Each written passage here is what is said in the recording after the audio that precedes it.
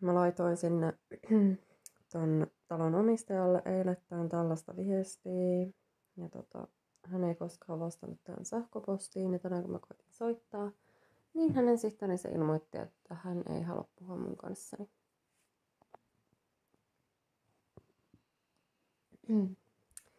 Hei. Kuulin tänään, että omistamassanne rakennuksessa ajan viettäminen oli johtanut rikosilmoitukseen laadintaan. Mikäli asia olisi ollut tiedossani hetkeäkään aikaisemmin, olisin totta kai pyrkinyt lähestymään teitä jo aikaisemmin tätä esiintynyttä tilannetta koskien. Olisitko halunneet keskustella asiasta puhelimitse? Mikäli, kerro soittoaika tai laita esimerkiksi tekstiviestiä. Nimi ja numero, jotka on ilmoittanut alun perin jo vuosi sitten. Vielä kirjallisena sanottavani aiheen kautta asian suhteen. Otin viime vuoden elokuun taitteessa yhteyttä kiinteistöyritysyrityksenne yhteydenottolomakkeen kautta.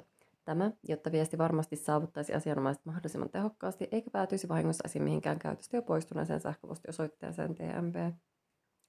Kyseisessä yhteydenotossani kerroin halukkuudesta vuokrata kohde yhdistyksen hyödynnettäväksi.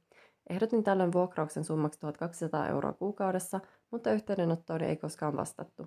Syyskaudella 2023 hankin tilan ovin lukot ja huolehdin, ettei siellä kulje päihdeongelmaisia tai muuta puuttumisen arvoista. Joulukuussa lähdin.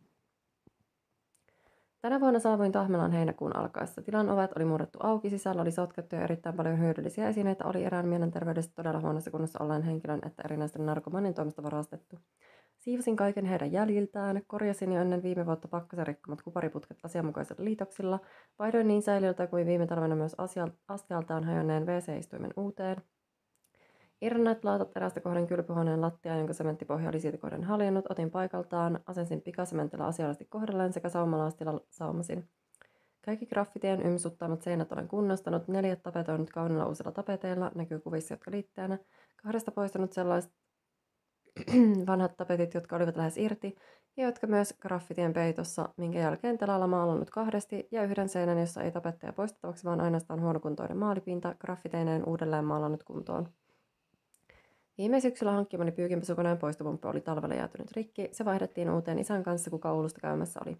Pistorasiasta, jonka maadoitus oli jostain syystä yhdistetty nollavaihteeseen, on nyt sähkötyöntekijän toimesta poistettu maadoituspiikit ja viereen kirjattu maadoittamaton. Kanat, joista heinäkuussa naapurit olivat valittaneet yöllisen melun suhteen, on muutettu pressulla peitettyyn ja muutoinkin asianmukaisesti hoidettuun maakellaritilaan, josta meteliä öisin ei ole. Kylpyhuoneen hana, jonka tiivistäjät vuotivat, on vaihdettu uuteen, käytettynä hankittuun täysin saman mallin hanaan.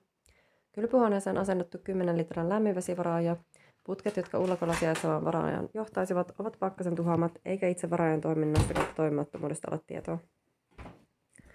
Jääkaapin ja pakastimen ovet ovat pääasiallisesti punaista maaligraffitista puhdistetut asetonilla. Pihalle toteutetut 3 120 x 80 cm lavakaulus kasvipenkit, joiden yllä asianmukaiset kasvihuoneet. Näissä salaatteja, rukolaa, kirskatomaatteja, purjoa, talvikurpitsoja jne.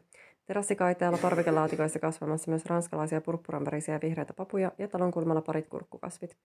Ulkona harjoitettu pienimuotoista majoitustoimintaa yhdistystoiminnaksi ajateltujen projektien että prosessien rahoittamiseksi, että jo käytettyjen eurojen tasapainottamiseksi. Sisällä tarjottu yösiä toiselle naispuoliselle henkilölle syksyllä 2023 yhdesti ja syksyllä 2024 noin 5, joista yhden kohdalla kyseessä perhe. Tarkennuksin syksyllä 2023 yhden yösijan Ullakolla vietti nuori saksalaisnainen, syksyllä 2024 alakerrassa 1 ukrainalainen, 2 suomalaista, 1 tsekki, joka ei ollut palvelunsa tyytyväinen toisin kuin esimerkiksi ukrainalainen, 1 ukrainalaisperhe, jossa 2 aikuisempaa naista, 1 noin 10-vuotias tyttö sekä 2 2-4-vuotiaista pientä poikalasta sekä 1 alaikäinen aasialaistyttö.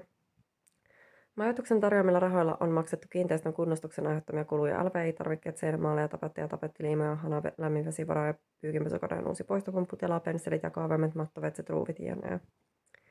Toiminnalla on pyritty huolehtimaan kohtuuhintaisemman yösijan tarjolla olemisesta jokaisella, joka sitä tarvitsee, ensisijaisesti sen koommin vaikuttamatta mihinkään laillisten yritysten palvelutarjonnan hinnoitteluun, koska kyseessä tietysti eri tarpeeseen vastaava palvelu, hintatasoltaan edullisempi kotimajoitusta vastaava lähtöasetelma eikä mikään hotelli. Oikeus yösijaan nukkumapaikkaan ja uneen on kuitenkin lähtökohtaisemminkin osa yleisten ihmisoikeuksien perustoteutuksen lähtökohtia, jota tälläkin huomioimaan pyritty, kuten myös oikeus matkustaa, joka yleisesti tällaisen optionkin monen kohdalla edellyttäisi.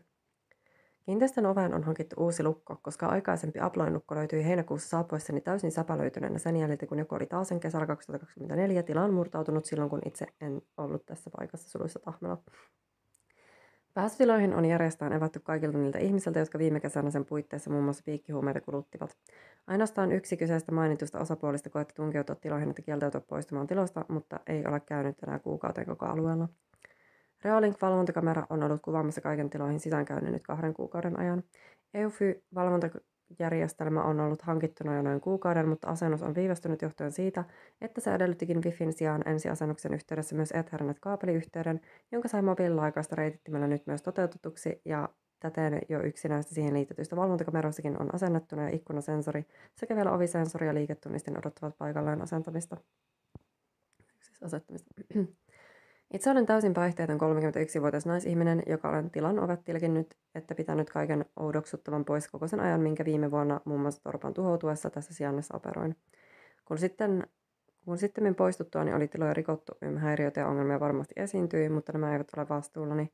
Syksyllä saavuin taas, laitoin ovet lukkoon ja pidin kaikki poissa.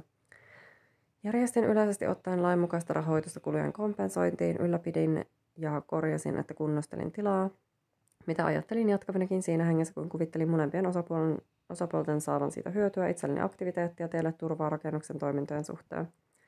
Olen pyrkinyt järjestämään paikkoja niin hyvään kuntoon, että syksyksi saataisiin väkeä asettumaan ja huolehtimaan tilojen kaikki lämmityskulut yms, enkä todellakaan ollut mistään käsin tietoinen, ettäkö toiminnasta oli jotain rikosilmoitusta laadittu.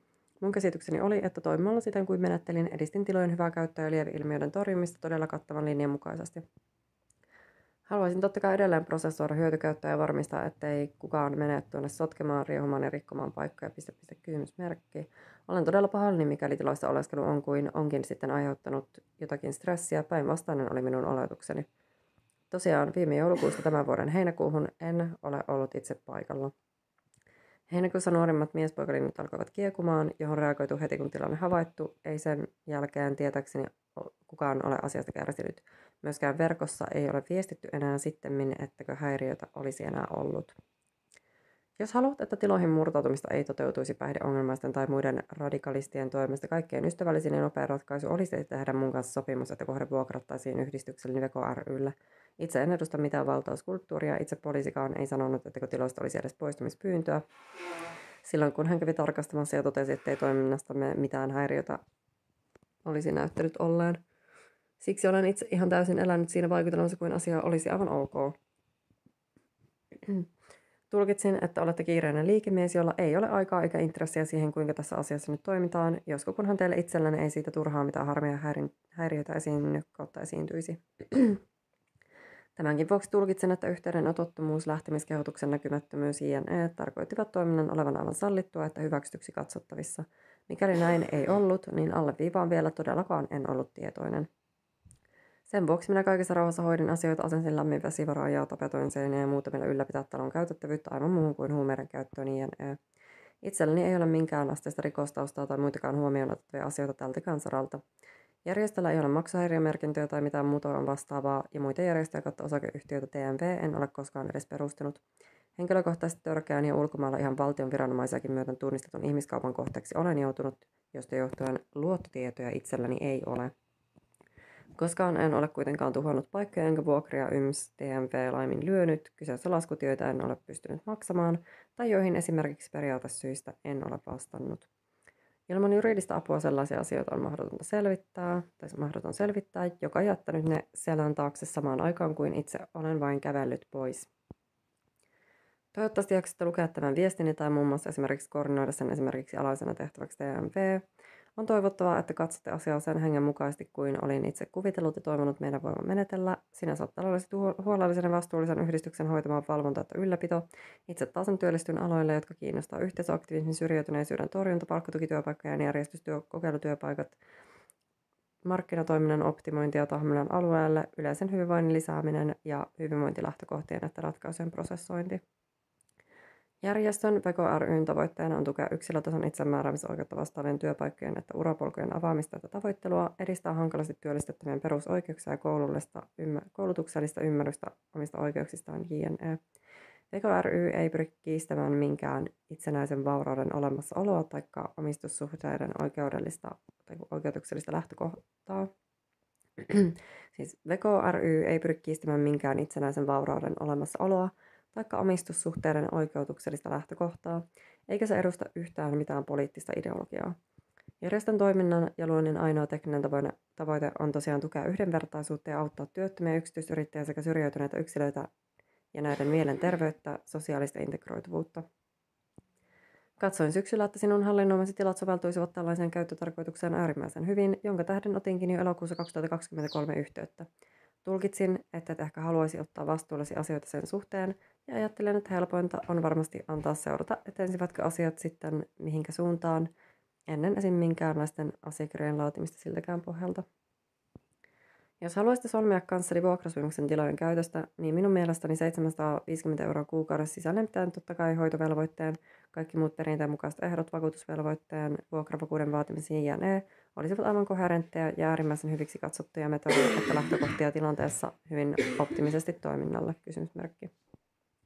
Mielestäni Veko ry kykenee näistä taloudellisista velvoitteistaan suoriutumaan toteuttamalla tekniset asetukset niin, että esimerkiksi yläkerta itsessään toimii vakituisemman asukkaan yleisesti ottaen manageriasuinpisteenä esim. 550 € kuukaudessa.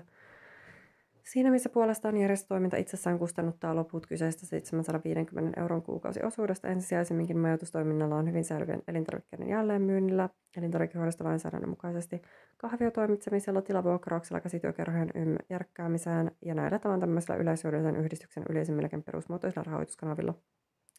Toteuttajana asiassa itse, kuin sitten tarvittaessa muut erikseen palkkatuki- että työsopimuksiin valtuutettavat toiset osapuolet tehtäväasetelmien vaihdellessa erinäisten ajan saatossa. Olettaisin, ettei tämä tämmöinen menettely haittaisi tätä millään tavoin. Vakuudeksi voisin asettaa esiin 750 € ja virallisen vuokramaksukauden alkavan vaikka jo lokakuun vaihtuessa, sillä juuri nyt itsellänikään ei tässä ole toki kuin 1000 € tilillä, joten se 750 € vakuus, josta se 750 € vakuus sitten asetettaisiin. En ollut siis juuri nyt varautunut sen isompiin maksuasioihin, siksi rahat realisoituina. Kiitos luottamuksestanne ja huomiosta, Anna Haataja. Toivottavasti löydetään tilanteeseen ratkaisu, joka kummallekaan osapuolelle ei tässäkään asiassa sen enempää stressiä tuottaisi. PS, mainittakoon vielä, että eivät ne kuvatut naapurin ilmoittamat häiriöt ole suinkaan asian ainoa puoli, vaan itse henkilökohtaisesti useampiakin alueen vakituisia, että muun muassa perheellisiä asukkaita sattumanvaraisesti kohdanneena olen saanut palautetta, missä nimenomaan toivottaisiin tällaista toimintaa järjestettävään. Kanoista ja heidän lauluistaan on annettu iloista ja positiivista palautettakin jne. Lisäksi muun muassa Hirvitalon alkuperäisen valtauksen toteuttajiin kuuluva henkilö itse on esittänyt minusta valheellista valaa Kelalle yritystoiminnasta, tehnyt perätöntä eläinsuojeluilmoitusta, värkkäillyt sitä sun tätä vissinkin sen estämiseksi, että kun alueella vallitsi muutenkin kuin heidän yhdistysmonopolinsa. Siltä osin kehottaisin myös tarvittaessa harkitsemaan sitä, ovatko varmasti kaikki esitetyt väitteet TMP-paikkansa pitäviä vai eikö. Vai eivätkö. Tässä siis tosiasialliset kuvat juuri tältä päivältä.